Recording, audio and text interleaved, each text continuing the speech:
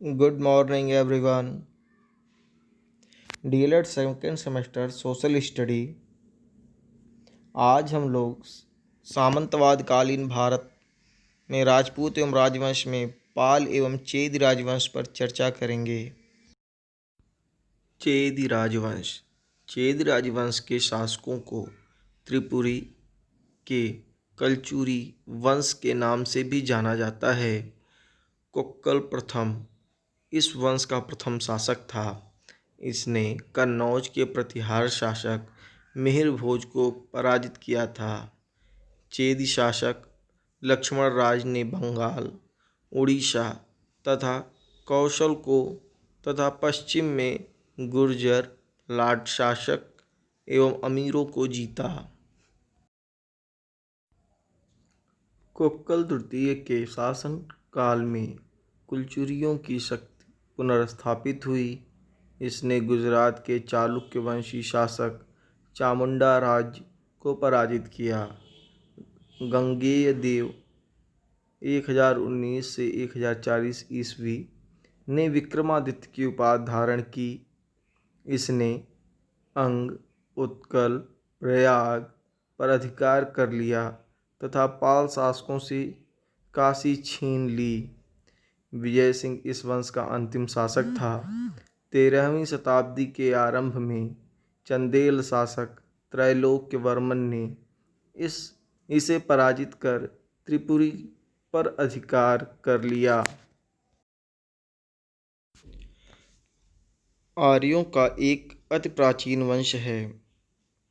ऋग्वेद की एक दान स्तुति में इसके एक अत्यंत शक्तिशाली नरेश कशु का उल्लेख है। ऋग्वेद में ये संभवतः यमुना और विंध्य के बीच में बसे हुए थे।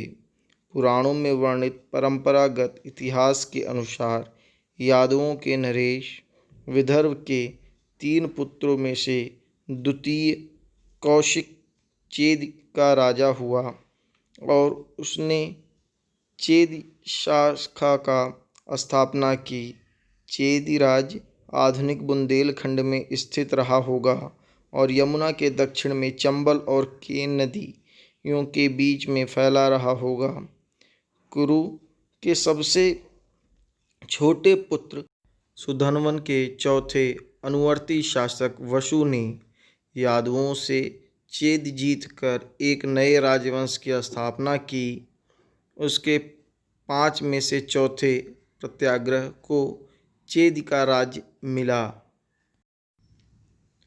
महाभारत में शिशुपाल चेद का राजा था। महाभारत के युद्ध में चेद पांडवों के पक्ष में लड़े थे।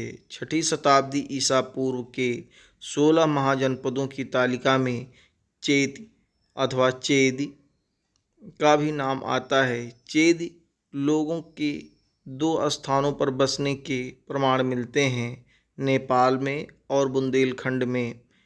इनमें से दूसरा इतिहास में अधिक प्रसिद्ध हुआ। मुद्रा राक्षस में मलयकेतु की सेना में खश, मगध, यवन, शक, हूण के साथ चेदी लोगों का भी नाम मिलता है। बंगाल के पाल वंश की स्थापना गोपाल 750 से 770 ईस्वी नामक एक सेनानायक ने की थी। गोपाल के पश्चात उसका पुत्र धर्मपाल 770 से 810 ईस्वी पाल वंश की गद्दी पर बैठा। धर्मपाल एक बौद्ध धर्मानुयायी शासक था। इसने विक्रमशिला विश्वविद्यालय एवं उदयंतपुर विश्वविद्यालय की स्थापना की। गुजरातीकृत सोढ़ढल ने धर्मपाल को उत्तरापथ के स्वामी की उपाधि से संबोधित किया। धर्मपाल के लेखों में उसे परम सौगात कहा गया है। देवपाल 810 से 850 ईस्वी अपने पिता धर्मपाल की भांति साम्राज्यवादी था। अरब यात्री सुलेमान ने देवपाल को प्रतिहार राष्ट्रकूट शासकों से अधिक शक्तिशाली बताया। महिपाल प्रथम ने 988 से 1038 ईस्वी ने पाल वंश की शक्ति तथा प्रतिष्ठा को पुनर्जीवित करके अपनी योग्यता सिद्ध की। संध्याकर नंदी द्वारा रचित रामपाल चरित पुस्तक में नायक रामपाल 1077 से 1120 ईस्वी को इस वंश का अंतिम शासक माना जाता है। रामपाल की शासनावधि में ही कैवर्तों का विरोध हुआ था, जिसका वर्णन रामपाल चरित में मिलता है। पाल शासकों के साम्राज्य का विस्तार संपूर्ण बंगाल, बिहार तथा कन्नौज तक था। इनका शासन बंगाल की खाड़ी से लेकर दिल्ली तक तथा जालंधर से लेकर विंध्य पर्वत तक फैला हुआ था। इस वीडियो में इतना ही। अगले वीडियो में सेन वंश तथा कुछ प्रमुख स्मरणीय तथ्यों पर चर्चा करेंगे।